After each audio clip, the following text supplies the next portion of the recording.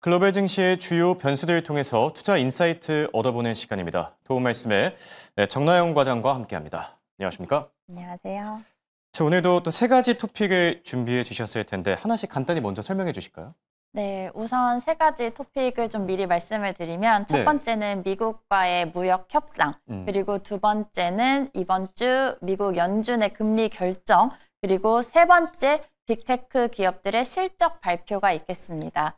우선 첫 번째 미국과의 무역 협상을 먼저 좀 살펴보면요. 네. 8월 1일까지 트럼프 행정부가 상호 관세를 두 번째 연장을 해준 상황입니다.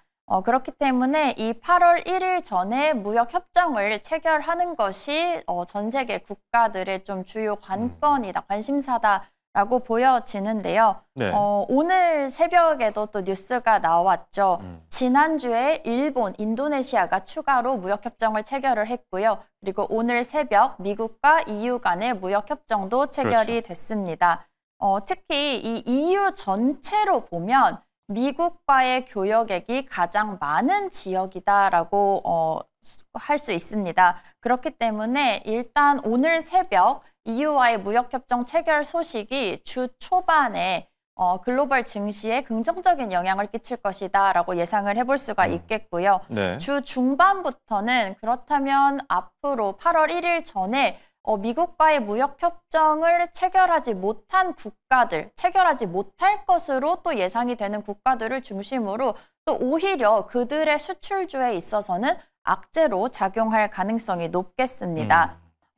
가능성은 낮지만 만약에 또 트럼프가 세 번째로 상호관세 부과 시점을 또 한 번 연장할 가능성도 있는데요. 네. 그렇게 된다면 타코라고 하죠. 트럼프는 항상 물러선다라는 이제 밈 같은 유행어인데요. 이런 유행어처럼 증시에서 더 이상은 이 트럼프의 상호 관세와 관련해서 영향을 거의 받지 못할 가능성도 있겠습니다.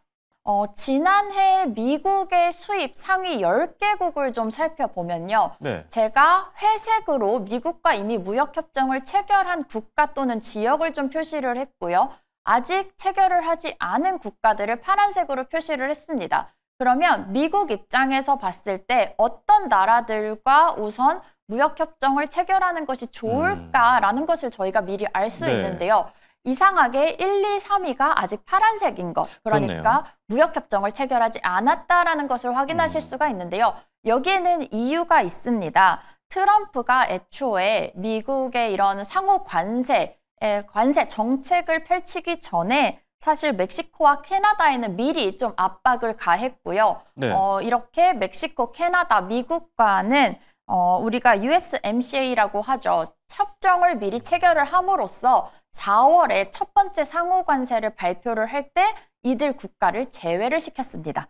그럼으로써 큰 어떤 불확실성을 좀 피해갔고요. 그리고 5월에 중국과는 임시 합의를 본 적이 있죠. 5월 12일부터 90일간 상호 관세를 유예를 해놨습니다. 그렇게 되면 이제 가장 긴박한 것은 사실 중국이 될 수가 있겠는데요. 그렇죠. 중국은 8월 12일 전에 또 한 번 이 임시 합의를 재연장하거나 아니면 무역 협정을 체결할 필요가 있겠습니다. 그렇게 되고 나면 이제 남은 국가들이 한국, 대만, 인도가 되겠는데요. 그렇기 때문에 한국에 대해서는 더욱이 그 다음 순서로 미국과 무역협정을 체결할 수도 있겠다라는 기대감이 더욱 높아져 가고 있는 상황입니다.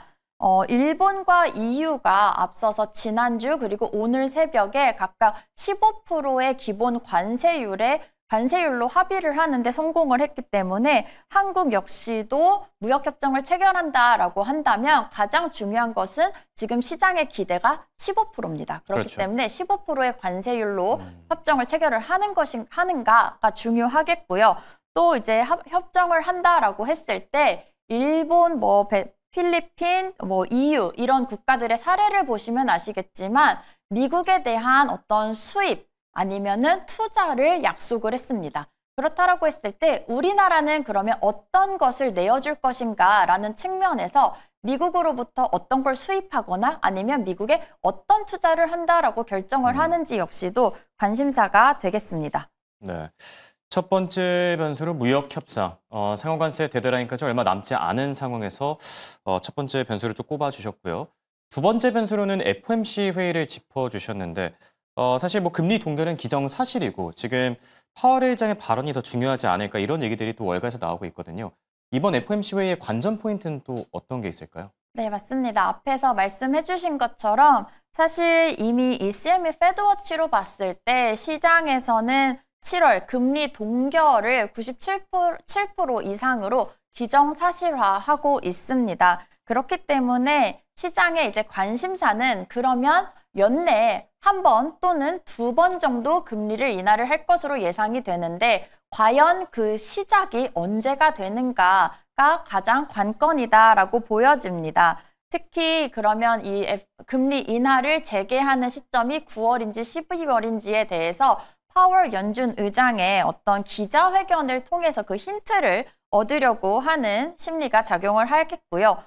더불어서 최근에 이 FOMC에서 연준의 어떤 독립성에 대한 우려도 굉장히 높아지고 있습니다.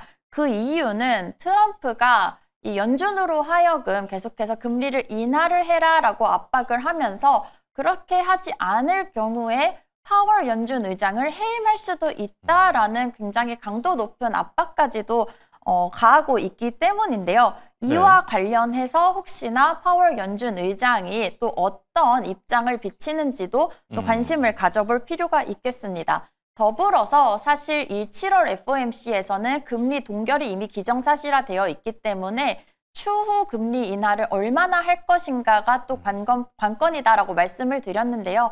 이와 관련해서 이번 주에 연준이 가장 중요하게 생각하고 있는 물가 지표, PCE 물가 지수가 발표가 될 예정이고요. 또 주 후반에는 또 고용 보고서가 발표가 됩니다. 그래서 이들 두 개 경제 지표 발표에도 관심이 높을 것으로 예상을 하고 있습니다. 네, FOMC 회의뿐만 아니라 뭐 물가 지표나 고용 지표 같은 이 경제 지표들까지 잘 챙겨봐야 될 한 주가 되겠고요. 그리고 세 번째 변수로 기업들의 실적 발표를 꼽아주셨는데 사실 지난주에 알파벳을 제외하고 뭐 테슬라나 인텔 다 실적 발표하고 나서 주가는 또 미끄러워졌거든요. 네. 이번 주 빅테크 기업들은 실적 발표 잘 할 수 있을까요?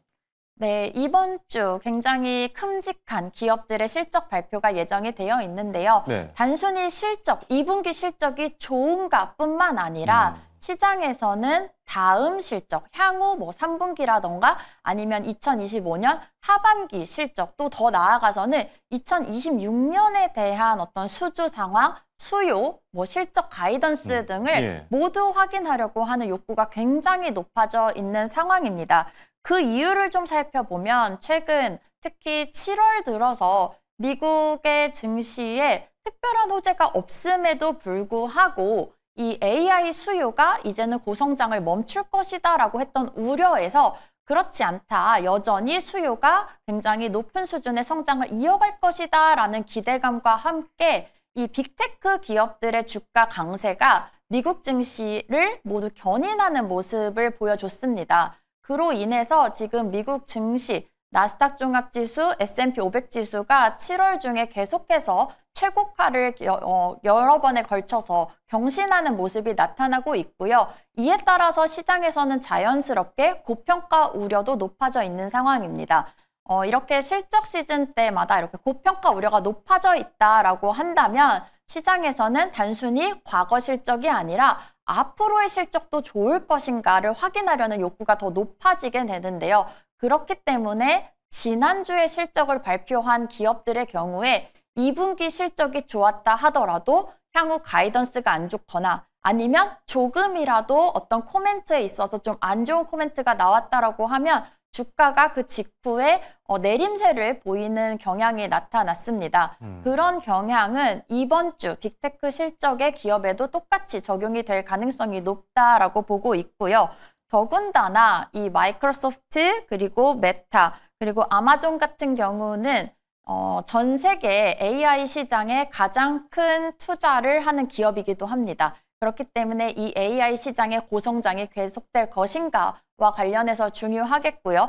또 애플이나 아마존 같은 경우는 중국으로부터 수입하는 물량이 굉장히 큰 기업들이죠. 그렇기 때문에 이 트럼프의 관세 정책으로 인해서 이 기업들의 비용이 증가하고 수익성이 낮아지는 효과가 얼마나 발생했는가 또 확인해 볼 수 있는 지표로 작용을 하겠고요. 마지막으로 또 애플과 아마존 같은 경우에는 전 세계 어떤 소비 심리를 확인할 수 있는 지표로도 작용을 하고 있습니다. 그래서 이들 기업의 매출이 지역별로 얼마나 잘 이루어졌는가를 또 확인할 필요가 있겠습니다. 네.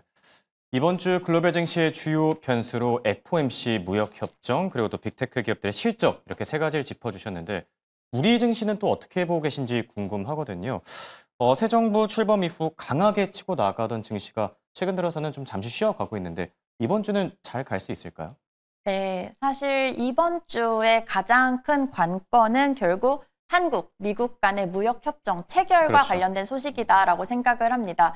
6월 한 달간은 새 정부의 정책 기대감이 반영되면서 주가가 상승을 했고요. 7월도 사실 지난주까지 미국과의 협정 체결 기대감 그리고 조금 더 남아있는 새 정부의 정책 수혜 기대감이 동시에 반영이 되면서 또 한 번 상승을 했습니다. 그리고 이제 마지막 주를 남겨두고 있는데요. 8월 1일 트럼프의 상호 관세 유예 기간 다시 한번 만료되는 기간을 앞두고 있기 때문에 한국이 미국과 무역협정을 체결하는가가 가장 중요한 재료가 되겠습니다.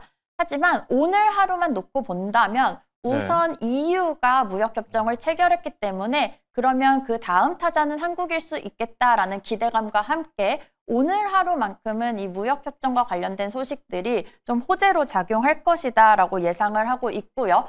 다만 지난주 증시를 살펴보면 최근에 한국 증시에서 더 이상 재료가 점점 소멸되고 있습니다. 그렇죠. 그렇기 때문에 개별 종목 이슈에 따라서 종목 장세가 점점 심화되는 모습이 나타나고 있고요. 그렇기 때문에 이번 주 특히 한국 기업들의 실적에도 관심을 가져볼 필요가 있겠습니다. 마지막으로 주 중반 그리고 후반으로 넘어갈수록 미국의 경제 지표 그리고 미국 기업의 실적 영향도 점점 반영이 될 가능성이 높겠습니다.